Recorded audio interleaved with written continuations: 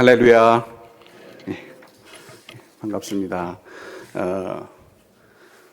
제가 이 설교를 준비하면서 어떤 이야기를 하나 들었습니다. 어떤 내용이냐면 어떤 자매가 있는데 이 자매가 굉장히 문제가 있었답니다. 어떤 문제냐면 세상 사람들과 같이 주위에 있는 사람들과 관계의 문제입니다. 이 관계가 너무 어려워지니까 이 자매가 더 이상 회복할 힘이 없었습니다. 그래서 이 참다가 자기 말을 들어주는 사람은 유일하게 딱 엄마 한 분이에요. 그래서 엄마한테 가서 이 이야기를 합니다. 자기 상황을 갖다가 털어놓습니다. 어머니, 내가 너무너무 힘들어서 이런 관계에 문제가 있는데 정말 죽을 것 같습니다. 그래서 얘기를 했습니다. 조용히 어머니가 말을 들어줘요. 말을 들어주시다가 이 딸을 데리고 주방으로 데려갔답니다. 데려가서 딸을 앉혀놓고 갑자기 냄비를 3개 꺼내 놓으더니 이 냄비에 3가지 뭐를 끓이고 있습니다. 집어넣고 끓이는데 한참 있다가 물이 끓기 시작하니까 이 딸에게 딸아, 저기 가서 냄비를 열어보렴, 이렇게 이야기를 합니다. 냄비를 열어보니까 첫 번째 냄비에는 당근이 있었고, 두 번째 냄비에는 계란이 있었고, 세 번째 냄비에는 커피가 있었습니다. 그때 엄마가 이야기를 합니다. 뭐라고 그러냐면, 딸아, 봐라, 똑같은 시련이 왔지만 어떤 사람은 그 시련이 올 때 당근처럼 물러진다. 그리고 또 어떤 사람은 그 시련이 올 때 계란처럼 딱딱해진다. 그런데 세 번째 커피를 봐. 그 같은 시련이 왔는데 그 시련을 통해 향기를 내지 않니? 네가 지금 가지고 있는 이 관계의 문제가 너무너무 힘들고 어렵지만 네가 잘 참고 인내하면 이 인내를 통해서 향기를 낼 수 있을 거야. 이렇게 얘기를 했답니다. 제가 고린도전서 10장 13절을 너무 참 좋아하는 말씀입니다. 여러분들도 아마 조금 전에 함께 읽으신 고린도전서 10장 13절을 싫어하시는 분은 없을 거라고 생각합니다. 사람이 감당할 시험 밖에는 너희가 당할 것이 없나니 오직 하나님은 미쁘사 너희가 감당하지 못할 시험을 허락하지 아니하시고 시험 당할 즈음에 또한 피할 길을 내사 너희로 능히 감당하게 하시느니라. 이 말씀을 제가 많이 읽으면서 어떤 생각을 했냐면, 나는 성도니까, 나는 예수 믿는 사람이니까 나한테는 어려움이 안 오겠구나. 어려움이 또 와도 하나님이 딱 미리 준비하시고 그런 걸 갖다가 없게 하시겠구나 라는 생각을 한 적이 있습니다. 그러니까 쉽게 말씀드리면 나는 그런 것들이 안 찾아올 거고 그냥 해결될 거다. 저절로 해결될 거다. 이렇게 생각한 적이 많습니다. 사실 전혀 틀린 얘기는 아닙니다. 틀린 생각은 아니었습니다. 하나님은 모든 문제를 해결해 주시니까 이렇게 생각하는 것도 100% 틀린 것은 아닙니다. 그런데 고린도전서 10장 13절의 말씀이 기록되기 전에 우리가 보아야 될 이야기가 있습니다. 그 앞의 내용들인데요. 이 어떤 사건이 그 앞에 있습니다. 우리는 그 내용들을 잊어버리고 13절만 많이 보죠. 그런데 우리는 이 말씀을 정확히 이해하려면 고린도전서 10장 1절부터 12절의 말씀을 우리가 이해해야 합니다. 먼저는 고린도전서 10장 1절부터 4절까지 여기 나와 있는 말씀인데요. 이게 우리가 아주 잘 아는 역사적 사건에 대해서 얘기를 합니다. 여러분들 출애굽 아시죠? 애굽을 탈출하고 광야에서 있었던 일, 이런 여러분들이 너무 잘 아시는 내용들이 있습니다. 이 10장 1절부터 4절까지는 우리가 아주 잘 아는 이 역사적 사건에 대해서 바울이 이야기를 합니다. 바로 출애굽한 이스라엘 사람들이 겪었던 광야 생활에서 어떻게 했던가 하는 이야기를 하고 있습니다. 여러분들 아시는 것처럼 430년 동안이나 이스라엘 민족들은 애굽에서 노예 생활을 합니다. 노예로 있던 이스라엘 사람들한테는 미래가 없었습니다. 노예는 어제도 노예고 오늘도 노예고 또 내일도 노예입니다. 노예가 하는 일은 제일 힘든 일. 이게 노예의 생활이었죠. 그래서 노예에게는 미래라는 것이 없었습니다. 그런데 하나님은 그런 이스라엘 민족들의 기도를 들어주시고 이스라엘 민족에게 누굴 보냈습니까? 모세를 보내십니다. 이 모세를 보내셔서 하나님이 그들을 구원하게 하십니다. 이집트를 탈출하기 전의 사건들을 여러분들 기억하시죠? 10가지 재앙이 나타납니다. 엄청난 일이에요. 만약에 우리나라에 이런 한 가지 일만 생긴다고 할지라도 아마 온 세계가 막 난리가 날 겁니다. 우리가 지난 몇 년 전에 또 지금까지도 팬데믹으로 얼마나 우리가 고통을 받았습니까? 전혀 생각하지 못한 것들이 생겼을 때 사람들이 막 당황하고 어떤 사람들은 심히 막 마음을 갖다가 다스리지 못하니까 자살한 사람도 있었습니다. 이런 일이 있었는데 10가지 재앙이 오니까 엄청난 일들이 일어났죠. 그 당시에 이집트는 엄청난 큰 나라였는데 그 나라에서 일어난 일들이 감당할 수가 없었습니다. 그런데 이 10가지 재앙이 있었을 때 이스라엘 민족에게는 하나도 영향이 없었습니다. 하나님께서 보호하셨기 때문입니다. 그렇죠? 이 재앙을 끝난 다음에 모세가 이스라엘 민족을 데리고 이집트를 나오죠. 애굽을 나옵니다. 애굽을 나와서 제일 먼저 어딜 갑니까? 홍해를 만나죠.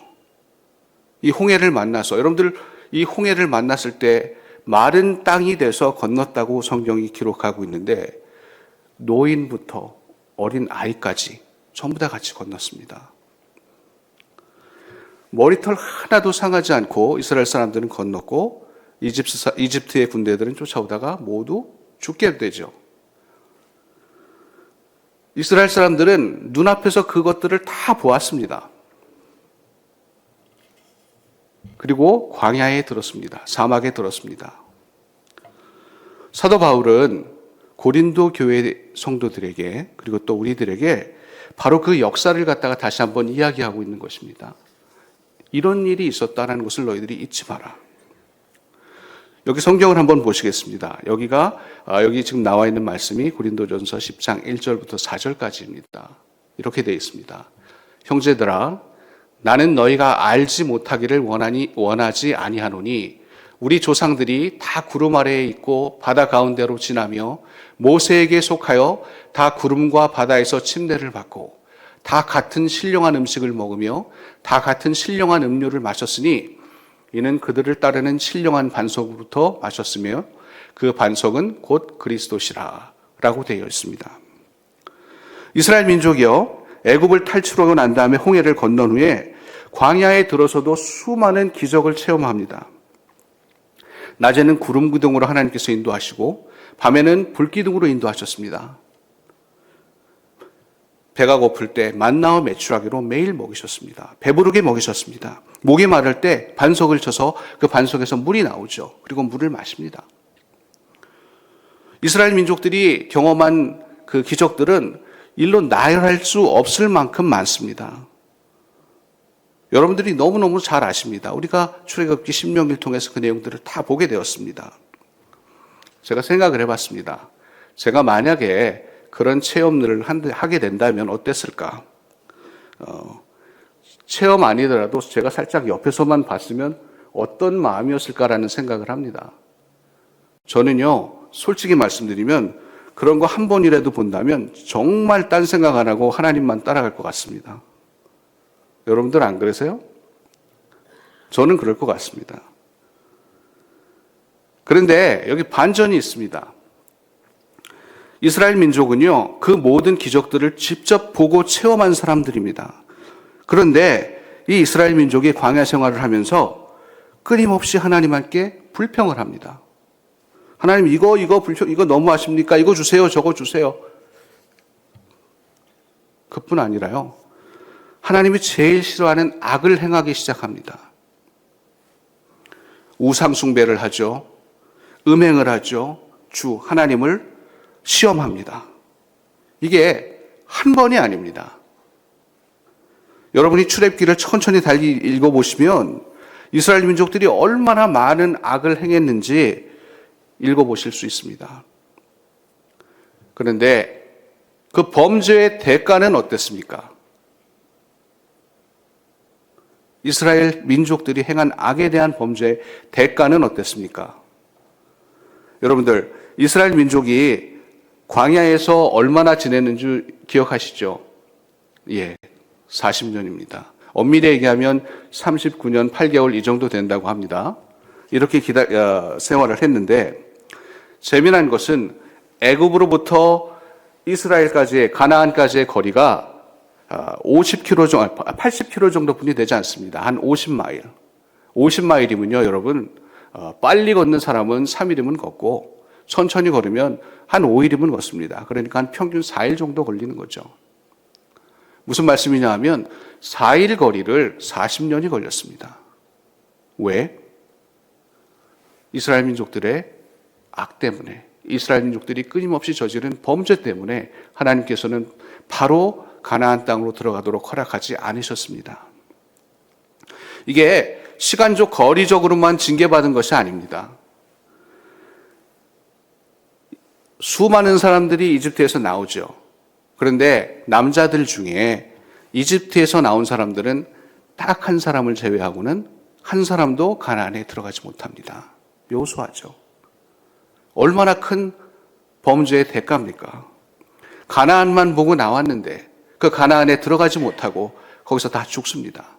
이스라엘 사람들이 이런 고통을 받습니다. 그래서 고린도전서 10장 5절부터 10절까지 바울은 이렇게 말씀합니다. 그러나 그들의 다수를 하나님이 기뻐하지 아니하셨으므로 그들이 광야에서 멸망을 받았느니라. 이러한 일은 우리의 본보기가 되어 우리로 하여금 그들이 악을 즐겨한 것 같이 즐겨하는 자가 되지 않게 하려 함이니 그들 가운데 어떤 사람과 같이 너희는 우상 숭배하는 자가 되지 말라. 기록된 바 백성이 앉아서 먹고 마시며 일어나서 뛰논다 함과 같으니라. 이스라엘 민족은요, 하나님의 은혜를 받고도 하나님의 은혜를 직접 체험하고도 이런 악을 행했습니다. 그리고 이 악한 행위로 인해서 수많은 사람들이 죽었습니다.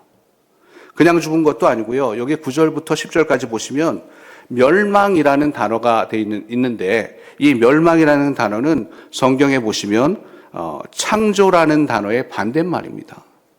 무슨 말씀이냐 하면 완전히 존재가 없어졌다, 사라졌다는 것입니다. 우리가 누구나 죽기 때문에 우리가 묻히게 되죠. 그러나 여기서 표현한 얘기는 하나님의 성경, 하나님의 생명의 말씀에서 이 사람들이 지워졌다는 것입니다. 멸망하는 거예요.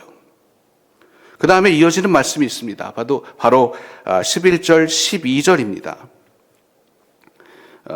11절, 12절을 저희가 한번 보겠습니다. 사도 바울은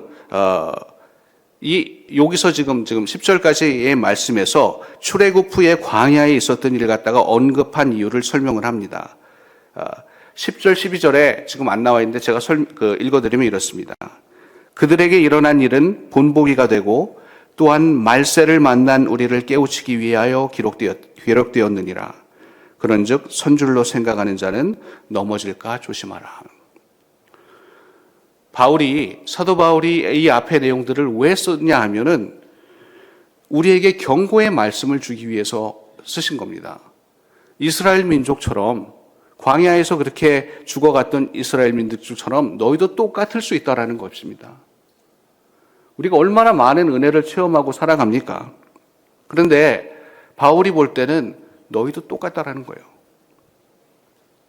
바울은 우리가 선택받은 민족이었던 이스라엘이 하나님의 은혜를 보고도 악을 행한 것처럼 우리도 그럴 수 있으니 경계하고 조심하라고 경고하시는 겁니다. 제가 조금 전에 읽어드린 말씀 중에 선줄로 생각하는 자는 넘어질까 조심하라 라는 말씀이 있습니다. 여러분들 이 내용을 좀 기억하시기 바랍니다. 여러분들 선줄로 생각하는 자, 이게 무슨 말씀일까요?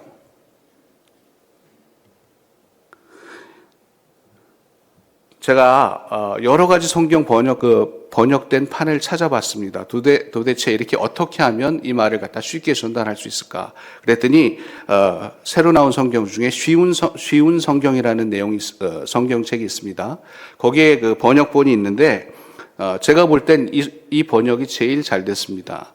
선줄로 생각하는 자를 어떻게 번역했냐 하면 굳게 서서 자기가 굳게 서 있다고 생각하는 사람, 이렇게 번역이 되어 있습니다. 자기가 선줄로 생각하는 사람의 특징은 뭐냐 하면요, 교만하다는 것입니다. 그러니까 나는 튼튼하게 여기 딱 서 있다, 이렇게 생각을 하는 것입니다.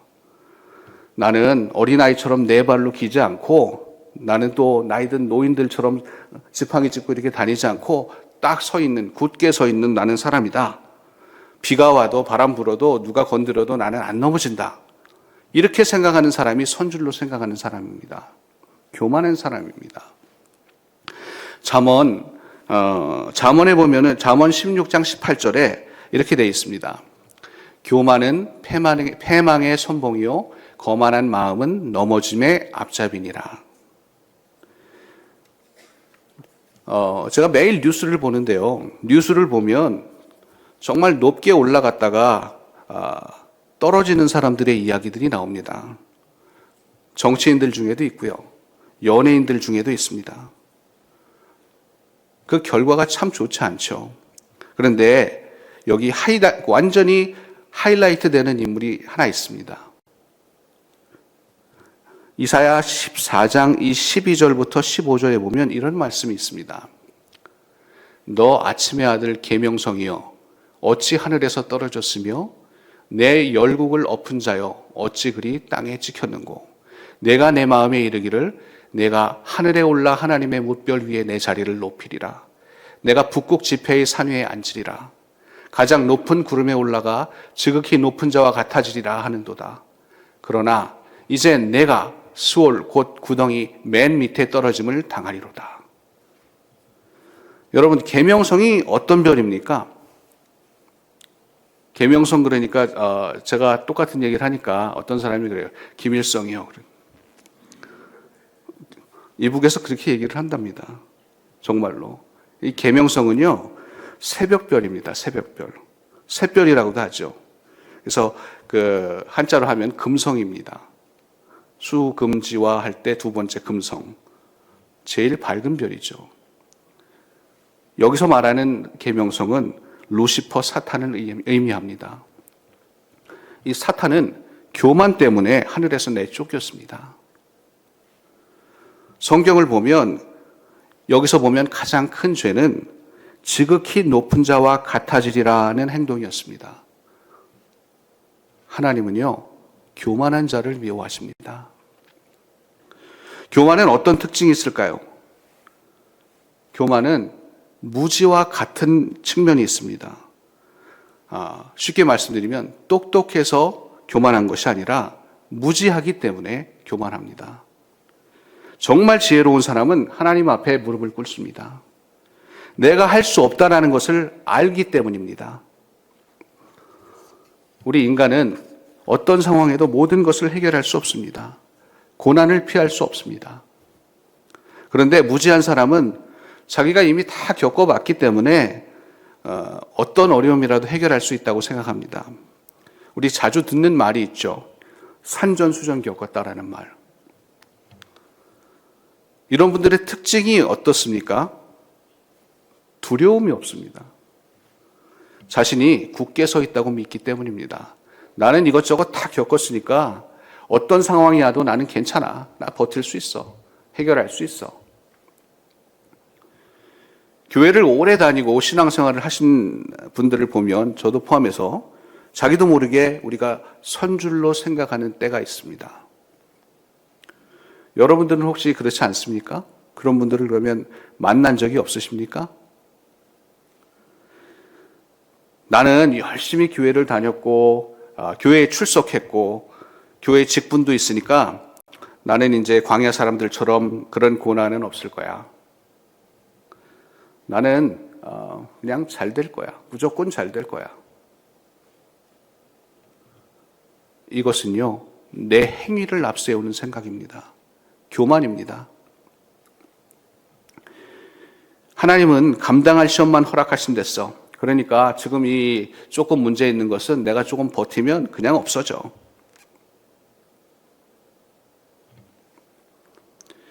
내가 겪고 있는 고난의 원인을 정확히 알아야 됩니다. 이것이 감당할 만한 시험인지 여러분들이 생각해 보셔야 합니다. 광야의 이스라엘 민족과 우리가 비교를 해봐야 됩니다. 지금 내가 겪고 있는 것이 정말 하나님이 주신 시험인지 아니면 내 범죄로 인해서 온 것인지. 사도 바울은 고린도 교회 성도들에게 자기 이스라엘 민족의 가장 창피한 역사를 설명합니다. 그 역사를 갖다가 보여줍니다. 우리들이 시험을 당할 때 우리가 가장 먼저 해야 할 일은 우리가 왜 고난을 받는지 우리 자신을 돌아보라는 이야기입니다. 먼저 우리 안에 하나님 앞에 범죄한 것이 있다면 그것을 회개하고 제하고 하나님 앞에 다시 돌아오라는 말씀입니다. 이스라엘 민족들은요, 하나님 앞에 범죄했습니다. 그들은 자신들이 하나님으로부터 선택받은 민족이라고 생각을 했습니다. 하나님 앞에 수많은 범죄를 하면서 그런 생각을 합니다. 그런 말을 합니다. 행동은 거룩하게 합니다. 그런데 범죄를 합니다.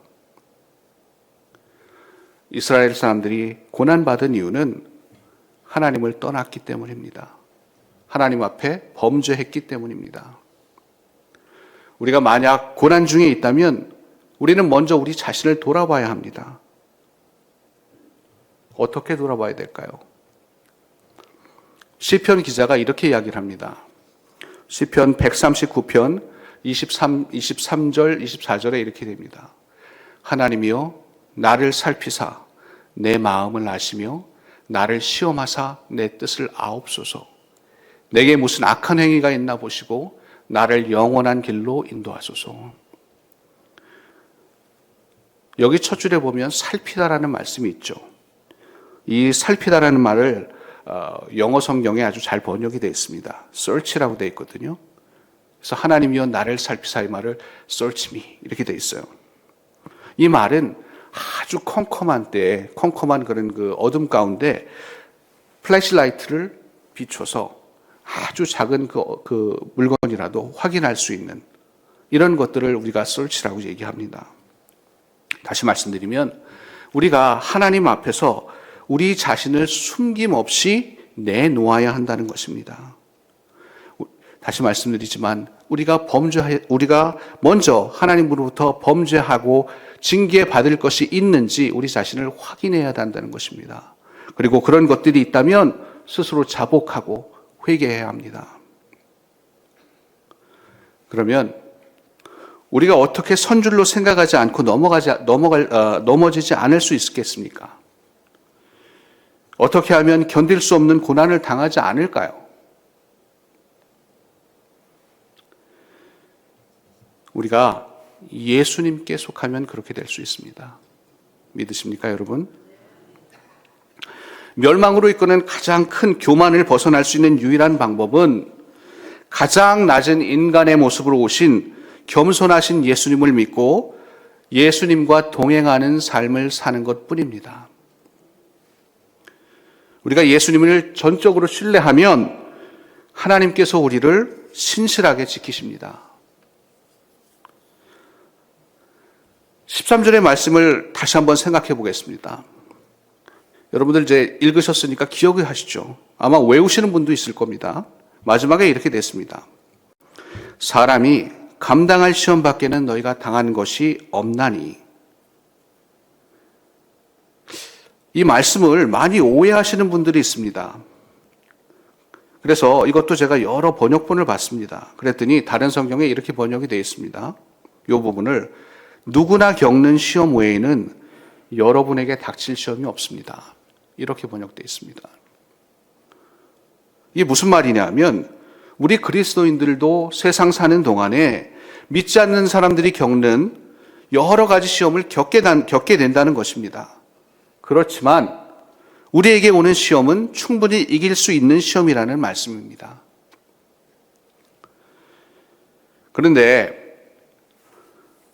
우리가 보기에 어떤 성도님들이 겪는 시험은 정말 저것이 이길 수 있는 시험인지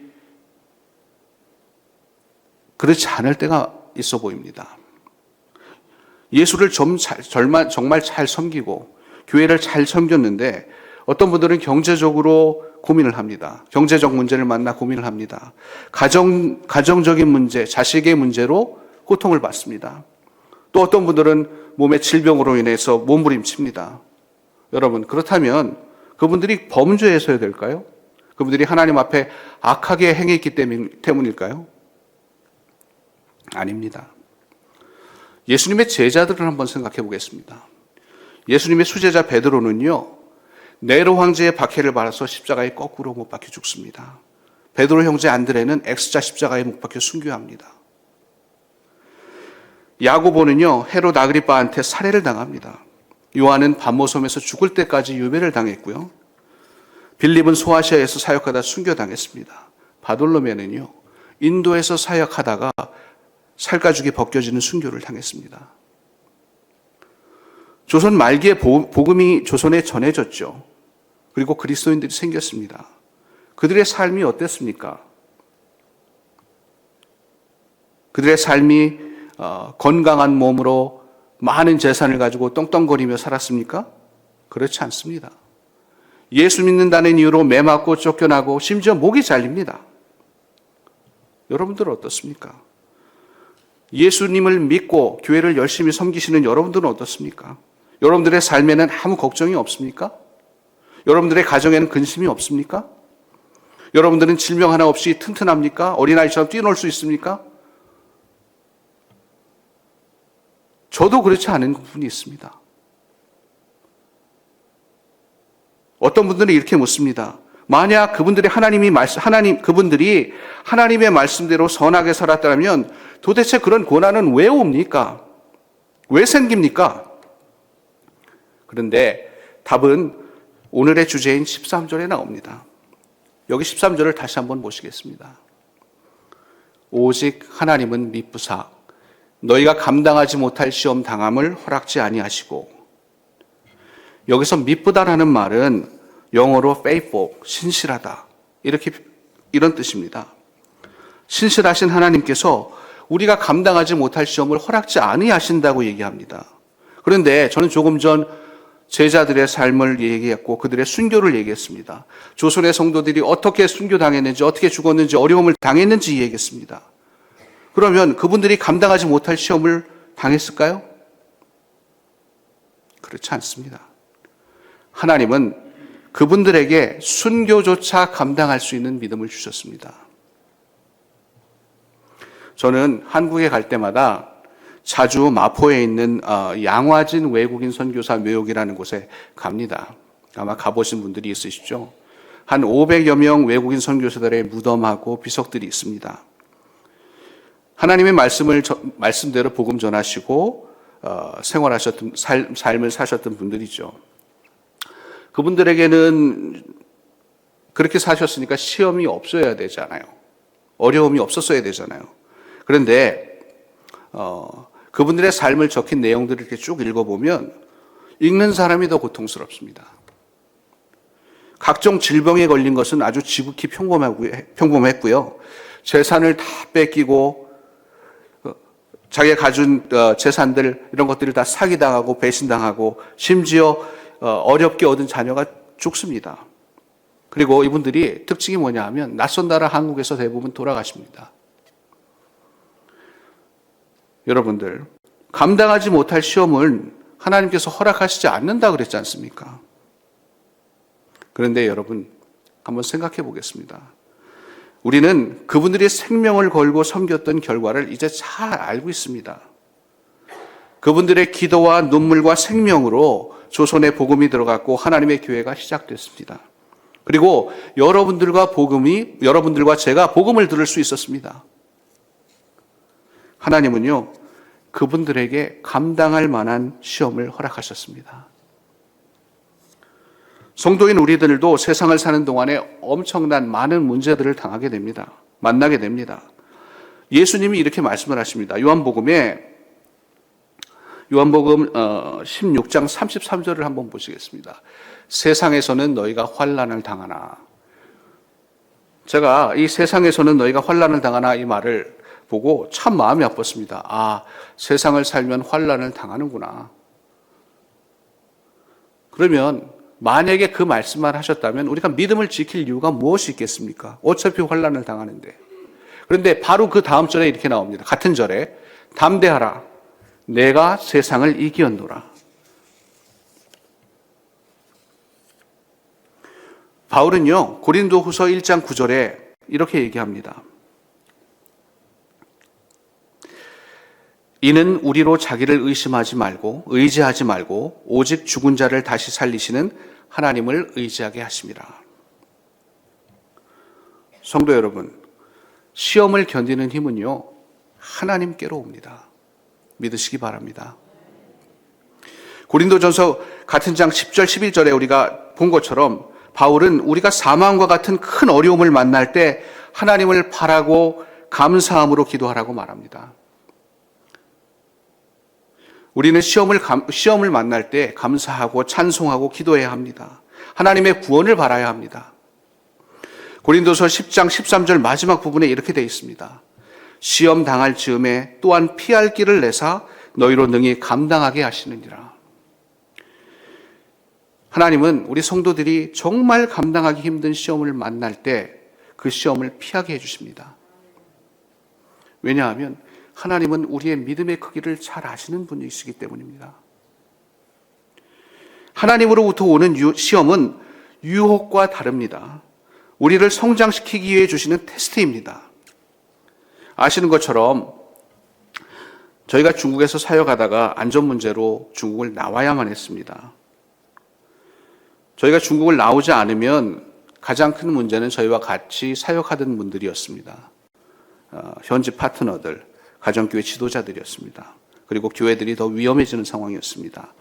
그래서 저희 기관으로부터 저희들이 연락을 받고 이틀 시간을 받고 이틀 안에 나와라는 지시를 받았습니다. 그런데 저희가 중국을 나오는 시점이 그 코비드 바이러스가 제일 심할 때였습니다. 그래서 기관으로부터 철수 명령을 받았지만 이렇게 나온다는 것은 사실 거의 불가능했습니다. 사실 아파트 출입자조차도 힘들었습니다. 아파트 단지 앞에 공산당 완장을 탄 부녀 회원들이 24시간 돌아가면서 확인을 합니다. 시 당국의 허락을 받아야 저희들이 나가고 들어올 물건을 먹을 걸 좀 사러 나갈 수 있고 들어올 수 있는 이런 것들을 허락받을 수 있었습니다. 이 공산당 완장 탄 부녀 회원들이 들어오고 나오는 사람들의 비닐봉지 안까지 다 확인을 합니다. 왜 확인을 했냐 하면 혹시라도 그 안에서 해열제가 나오면 그 집은 코로나 환자가 있는 것으로 생각을 하고 집 앞에 이만한 강목으로 X자로 해서 나오지 못하게 막았습니다. 그러니 나올 수도 없는 상황이었습니다. 중국을 나오는 것은 두 번째 문제고 당장 아파트 정문을 통과하는 것도 사실 거의 어려웠습니다. 저희들이 어떤 것들을 행동한다면 바로 보고가 되니까 그럴 수 있는 상황이 아니었습니다. 그래서 저희가 집사람도 그렇고 저도 그렇고 기도를 했습니다. 정말 간절하게 기도했습니다. 그리고 나오기로 한 날 원래 계획보다 조금 2시간 일찍 저희들이 새벽 한 원래 8시쯤 나오기로 했는데 아침 새벽 6시에 저희들이 저와 저희 집사람 그리고 저희 아이가 큰 그 여행 가방을 끌고 나왔습니다. 근데 이게 새벽이 되니까 이 여행 가방 끄는 소리가 엄청나게 크게 들립니다. 바퀴가 돌아가는 소리가 드르륵 드르륵 들리는데 꼭 무슨 말이냐면 여기 도망가는 외국인이 있어요. 여기 한국 사람 하나 도망갑니다. 막 이렇게 이야기가 난 것 같습니다. 아파트 입구를 통과를 해야 되는데 정말 기도뿐이 안 나옵니다. 저길 통과를 해야 어떻게 나가는데 그런데 저희들이 기도하면서 갔는데 아파트 정문에 아무도 없습니다. 그래서 부녀 회원들만 공산당 부녀 회원들만 없을 뿐만이 아니라 경찰이 지키고 있었는데 경찰들이 아파트 단지마다 경찰들도 없습니다. 그래서 유유히 나왔습니다. 아무 문제 없이 나왔습니다. 그리고 이제 저희가 부른 차를 타고 공항으로 가는데 갑자기 메시지가 하나 돌아옵니다. 메시지를 읽어보니까 비행기가 예정보다 1시간 반일 일찍 출발한답니다. 그래서 공항으로 빨리 오라고 중국 정부에서 그렇게 명령을 했답니다. 그래서 저희가 그 조금이라도 만약에 원래 계획대로 나왔다면 비행기를 탈 수가 없는 상황이었습니다. 그리고 비행기를 타고 가까운 나라인 한국으로 이제 도망을 갔죠. 그 다음날 뉴스를 보니까 저희가 깜짝 놀랐습니다. 저희가 한국에 도착한 그 다음날 뉴스에 뭐라고 나왔냐면 어제부로 중국이 완전히 그 봉쇄를 했답니다. 그래서 저희가 타고 온 비행기가 마지막 비행기였습니다. 그 항공편이 지금도 제가 그 메시지를 가지고 있는데 마지막 항공편이었습니다. 여러분들, 하나님은요, 우리가 감당하지 못할 시험을 당했을 때 그 피할 길을 주십니다. 고린도후서 1장 5절에 바울은 이렇게 이야기합니다. 그리스도의 고난이 우리에게 넘친 것 같이 우리가 받는 위로도 그리스도로 말미암아 넘치는도다. 우리 주님께서 우리의 고난을 아십니다. 그래서 우리의 우리를 더 위로하십니다. 다시 말하면 우리에게 오히려 고난이 도움이 될 수 있다는 말입니다. 제가 재미난 이야기를 하나 들었습니다. 인도양에 작은 섬 하나가 있답니다. 이 섬의 이름은 모리셔스라는 섬입니다. 이 모리셔스에 어떤 게 있냐면 새들이 있답니다. 이 원래 새들은 어디서 왔냐 하면 그냥 날아다니는 새 집단이었는데 이 모리셔스 섬에 먹을 것과 물이 많이 있으니까 이 새떼가 날아가다가 거기에 정착을 합니다. 몇백 년 전에. 그리고 거기서 새들이 살기 시작했습니다. 그런데 이 새들이 살기에 이 섬이 너무 좋은 겁니다. 물도 있죠, 먹이도 있죠, 심지어는 자기들을 잡아먹는 천적도 없습니다. 그러니 이 새들이 나를 이유가 없는 거죠. 날지 못하고 그냥 생활을 하다 보니까 이 새들이 나는 것을 잊어버렸습니다. 원래는 굉장히 슬림했는데 나중에는 저처럼 이렇게 됐습니다. 새들이 날질 못합니다. 그런데 어떤 일이냐면 한 100년 전에 이 포르투갈 배가 표류를 합니다. 표류를 하다가 이 배가 이 모리셔스 섬에 도착을 합니다. 선원들이 도착을 해보니까 먹을 게 없잖아요. 그런데 딱 보니까 새들이 있습니다. 그래서 새를 저걸 잡아야 되는데 어떡하나? 가서 보니까 얘네들이 새들이 날지 못하고 도망을 못하고 뒤뚱뒤뚱하고 갑니다. 그러니 얼마나 쉽습니까? 그래서 이 새들을 잡아먹기 시작합니다. 이 섬이 알려졌습니다. 그리고 많은 사람들이 들어오게 되죠. 들어오는 사람들마다 새를 잡아먹기 시작합니다. 그래서 실제로 이 모리셔스 섬에 있는 이 새들이 100년 전에 완전히 멸종을 해버립니다. 포르투갈 선원들이 이 새의 이름을 뭐라고 붙였냐면 도도새라고 붙였답니다. 도도새. 이게 포르투갈 말로 바보라는 뜻입니다. 바보새. 여러분들, 신앙의 진짜 위기는요, 고난과 시련이 없을 때 찾아옵니다. 시험이 없으면 우린 굉장히 편안하지만 진짜 위기가 찾아왔을 때 그것을 견딜 수 있는 힘이 없습니다. 믿음은 시험과 고난, 고통 속에서 성장합니다. 우리가 고난을 통해 시험을 받을 때 주님은 우리에게 더 큰 위로를 주십니다. 믿으십니까? 제가 말씀을 정리하겠습니다. 여러분들 지금 고난이 있으십니까? 시험 가운데 있으십니까? 하나님의 말씀을 보시기 바랍니다. 말씀 안에는 고난을 당하는 여러분들을 향한 하나님의 위로가 있습니다. 하나님의 신실하심이 있습니다. 그 안에는 시험을 이길 힘이 있습니다. 말씀 안에는 시험 가운데 우리가 피할 길이 있습니다. 고난과 시험은 어렵고 힘듭니다. 그렇지만 우리가 그것으로 인해 오히려 하나님을 만날 수 있으니 감사할 제목입니다. 시련과 역경을 통해서 우리는 하나님을 더 경험할 수 있습니다. 성도 여러분, 여러분들이 지금 고통 중에 계십니까? 찬송하시기 바랍니다. 시험을 당하고 계신다면 기도하시기 바랍니다.